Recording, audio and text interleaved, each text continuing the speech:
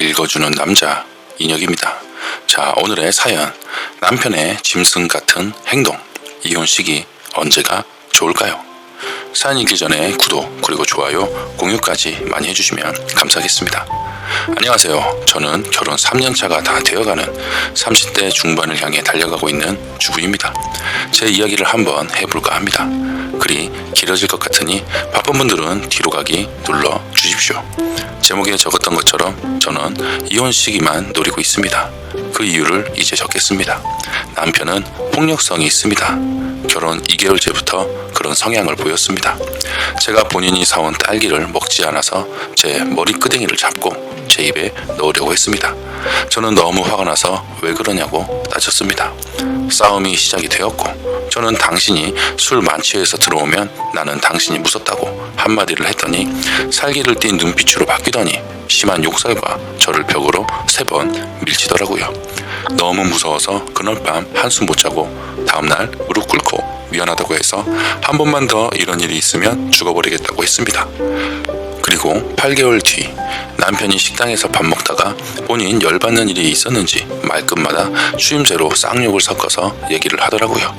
저는 그 말이 듣기 싫고 남편이 화내면 공포 분위기에 숨이 안 쉬어져 숨을 크게 쉬었습니다. 식당에서 욕설과 함께 하늘 같은 남편이 얘기하는데 한숨을 쉰다고 화를 내더군요. 집에 와서 싸웠습니다. 남편은 한마디도 안 진다며 화가 나 문을 부수고 벽을 주먹으로 내리치고 내 눈앞에서 보이지 말라고 나가라고 했습니다. 그때부터였을 겁니다. 내 마음에 문이 닫힌 것이. 그래도 아기를 낳으면 나아질까 싶어 신락 같은 희망을 품고 아기를 준비했습니다. 술을 365일 먹어요. 약속이 없으면 집에서 소주 한 병은 꼭 먹습니다. 그러면 그냥 자기 바쁩니다. 부부 생활이 없으니 당연히 아기가 안 생겼고 제가 산부인과에 날짜를 받아왔는데 그때도 본인 마음에 들지 않는 일이 있는지 저보고 저리 가라고 안 한다고 하더군요. 그 반복도 실패를 했습니다. 그 이후론 폭력을 행사하거나 집기를 부순다거나 하는 일은 없었지만 욕설과 함께 화내는 일이 잦았고 그때마다 저는 안절부절 공포감을 느끼며 숨이 안 쉬어지는 현상을 겪곤 했습니다. 한 달에 2-3번씩은 그렇게 터뜨려주는데 하루하루가 살얼음판이었습니다. 친구들 앞에서 면박을 주고 저에게 욕을 한 적도 있고 시부모님 앞에서도 저에게 욕을 한 적이 있습니다. 결혼 2년째가 지나고는 폭력을 행사하지는 않습니다. 제가 대들지 않고 가만히 듣고만 있거든요. 그런데 본인 화는 풀어야 하니 저에게 쌍욕을 하더라고요. 18년 삐리리 같은 년, 개 같은 삐리리, 눈가라 이 삐리리야.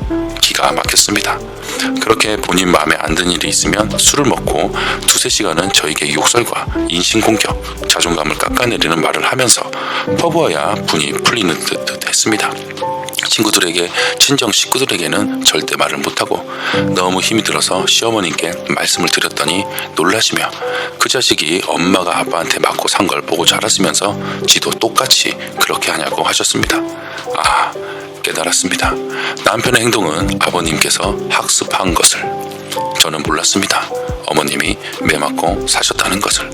어쩐지 자식들에게 심하게 하대받고 자식들 눈치를 보시면서 좀 이상하다고 생각을 했는데 자식들을 끔찍히 생각하시는 분이라 그런 것이라고 생각을 했습니다. 그런데 그 자식들도 알죠. 집안의 서열이 어떻게 되는지. 엄마라는 사람은 하대하고 무시하고 면박받는 것이 당연하게 된 환경에서 그들은 살고 있었던 겁니다. 어머님은 남편이 화났을 때 저한테 대들지 말래요. 살인 난다고요. 잘 맞춰서 살고 아기 낳으면 달라지니까 빨리 아기를 낳으라고 하십니다. 그런데 저는 이제 이 사람과는 아기는커녕 남은 인생을 이 사람과는 같이 살 의지와 에너지조차 가지고 있지 않습니다.